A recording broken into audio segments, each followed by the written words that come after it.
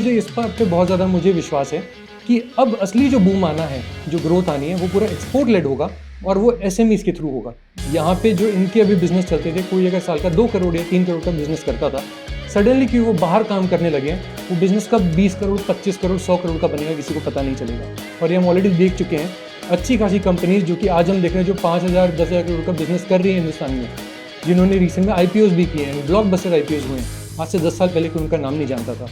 आज अगर ऐसी 100 कंपनीज हमारे सामने आई हैं पिछले 4 साल में, आने वाले 10 साल में ऐसी हज़ारों कंपनीज आएंगी और वो एसएमई से ही निकल के आएंगी।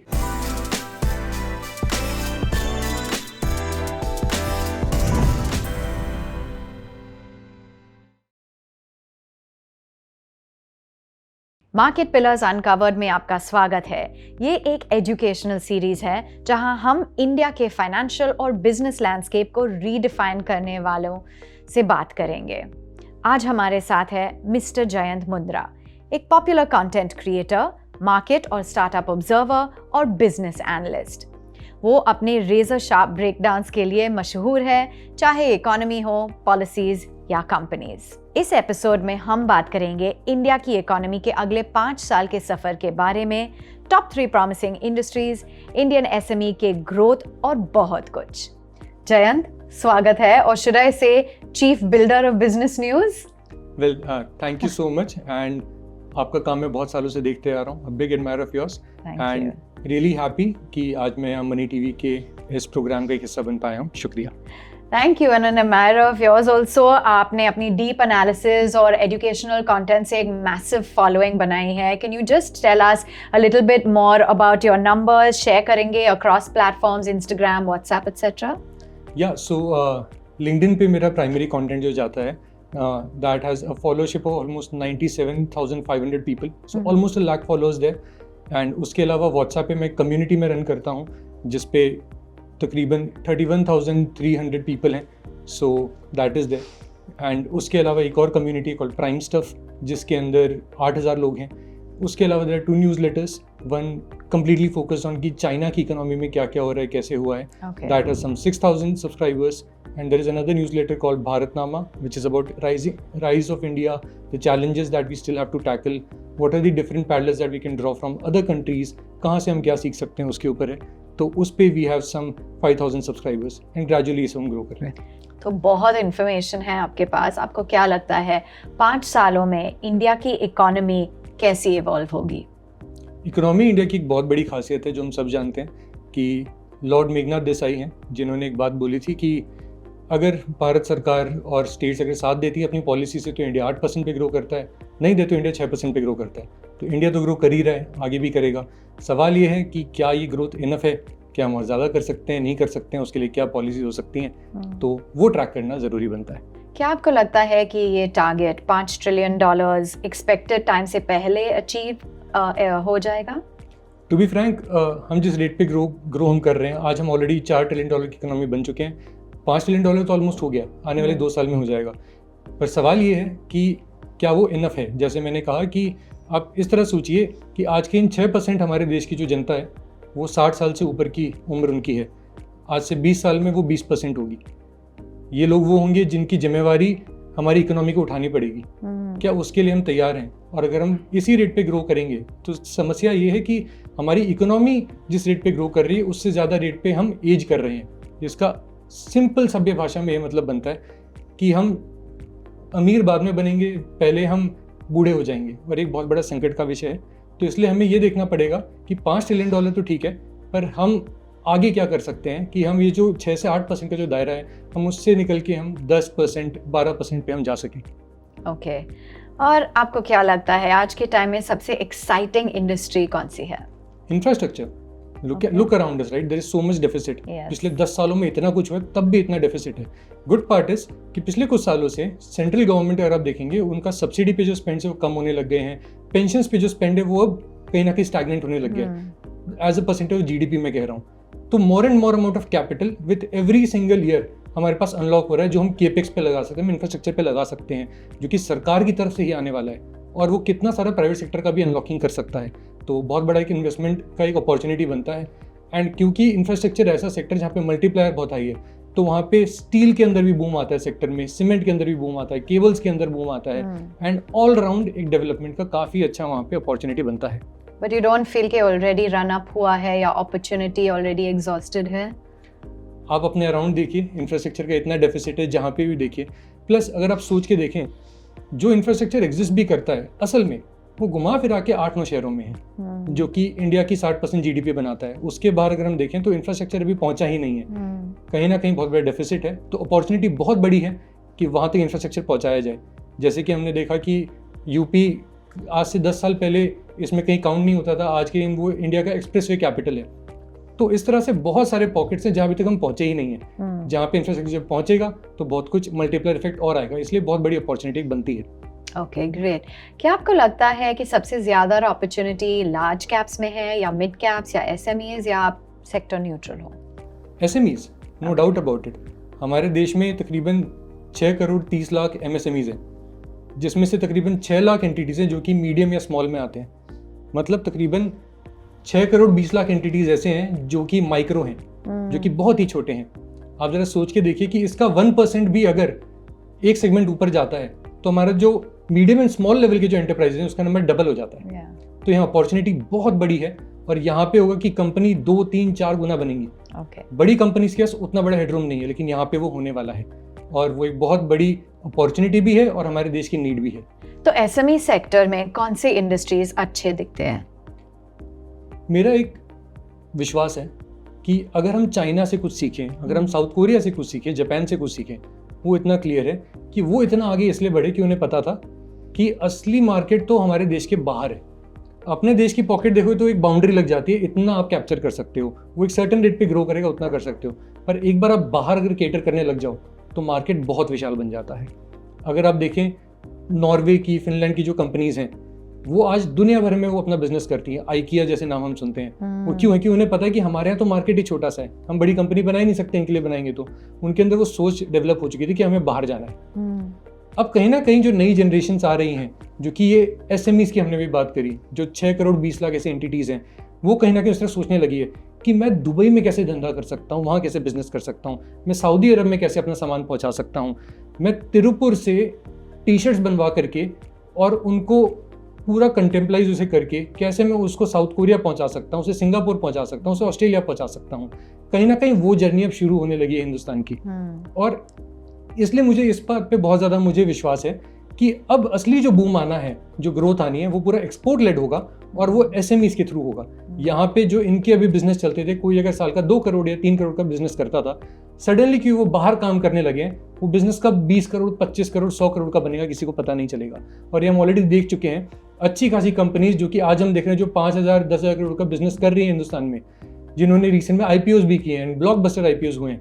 आज से 10 साल पहले कोई उनका नाम नहीं जानता था। आज अगर ऐसी 100 कंपनियां हमारे सामने आई हैं पिछले 4 साल में, आने वाले 10 साल में ऐसी हजारों कंपनीज आएंगी और वो एसएमई से निकल के आएंगी, पूरी एक्सपोर्ट लेड ग्रोथ होगी। वंडरफुल, तो बहुत अपॉर्चुनिटी है एसएमईज में, बेहद, नो डाउट अबाउट इट। आपने इंफ्रास्ट्रक्चर और इंफ्रास्ट्रक्चर रिलेटेड कंपनीज के बारे में बात की है और SMEs, are there any untapped sectors जहाँ पे बहुत पोटेंशियल है या दूसरे सेक्टर्स जो इंटरेस्टिंग या एक्साइटिंग हैं? आई थिंक डायरेक्ट इसको जो फंड करने वाला जो पूरा साइकिल जो बनता है वो अपने आप में एक बहुत बड़ा अपॉर्चुनिटी है, जैसे कि फाइनेंशियल सर्विसेज, राइट। आप इसको ऐसे जरा सोच के देखिए कि इतना जो इंफ्रास्ट्रक्चर जो बनने वाला है उसके लिए पैसा कहाँ से आएगा।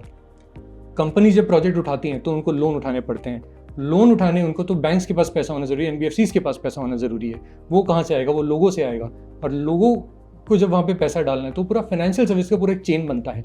तो अपने आप में एक बहुत बड़ी है कि यहाँ पे साइकिल यहाँ पे बनती है, जो कि इंफ्रास्ट्रक्चर के कारण फाइनेंसिंग इंडस्ट्री में आएगी, फाइनेंस के कारण और दूसरे सेक्टर्स में भी आएगा।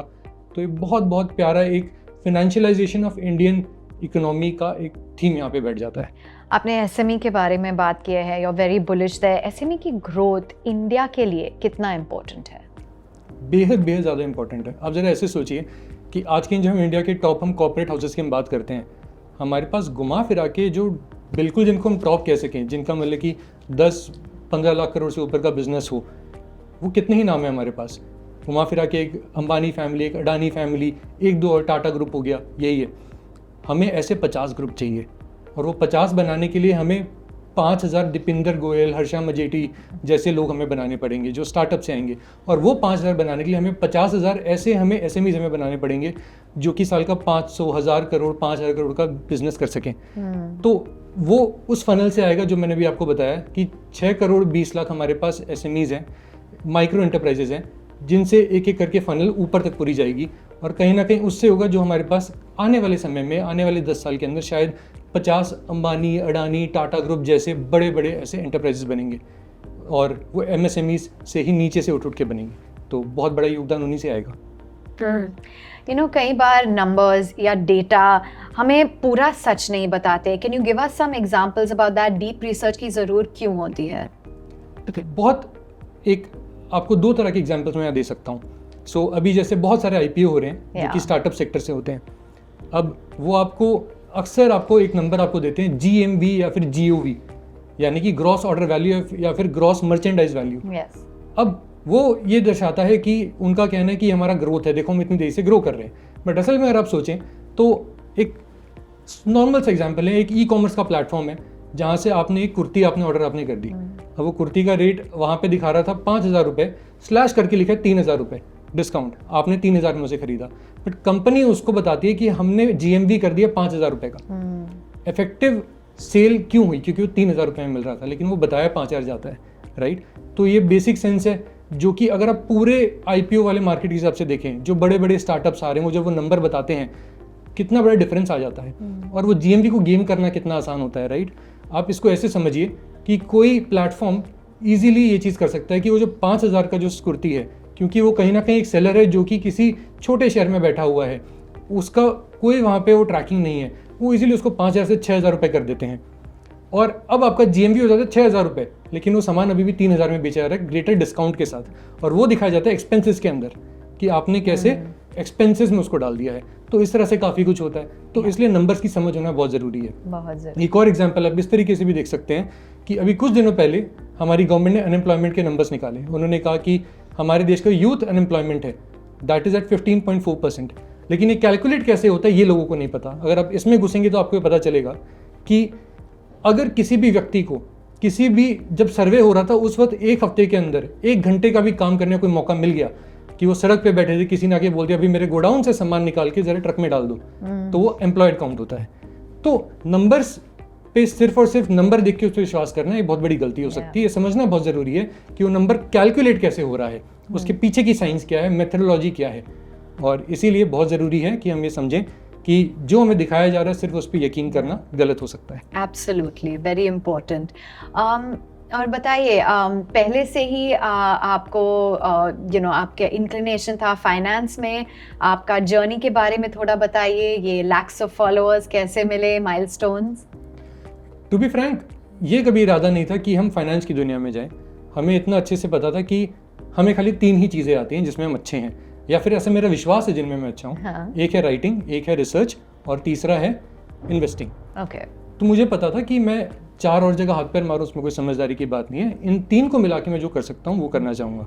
उसमें मुझे एक चीज़ समझ में आई कि हिंदुस्तान में अधिकतर लोग जो इन्फॉर्मेशन कंज्यूम कर रहे हैं वो उनको कंज्यूम करना आता ही नहीं है। वो सिर्फ वो कंज्यूम करते जो उन्हें बताया जाता है। उन्हें किसी ने बोल दिया कि हाँ यहाँ पे ये हो गया, तो वो मान लेते कि हाँ भाई हम यहाँ पे पहुँच गए हैं। उन्हें नहीं पता कि इसका सच क्या है, नहीं है। और मेरा ये मानना है कि अगर वो सोच को बदलना है तो किसी को इन्फॉर्मेशन कंज्यूम करना उन्हें सिखाना पड़ेगा। और मैं इतना अच्छी तरह से जानता हूँ एक एडटेक के बैकग्राउंड से आकर के कि आप हिंदुस्तान आवाम को कुछ सिखा नहीं सकते, वो वही सीखेंगे जो उन्हें सीखना है। यहाँ पे इंपॉर्टेंट ये होता है कि लोग उन्हीं से सीखना पसंद करते हैं हिंदुस्तान में जिन पे वो विश्वास करते हैं। और इसलिए मैंने सोचा कि हम इंडिया के डिसीजन मेकर्स के लिए हम कंटेंट हम बनाएंगे। एंड डिसीजन मेकर्स का सिंपल ये मतलब है कोई ऐसा व्यक्ति जो कि हिंदुस्तान में 5 लोगों को रोजगार दे रहा हो, 50 को दे रहा हो, कोई 5,000 को दे रहा हो।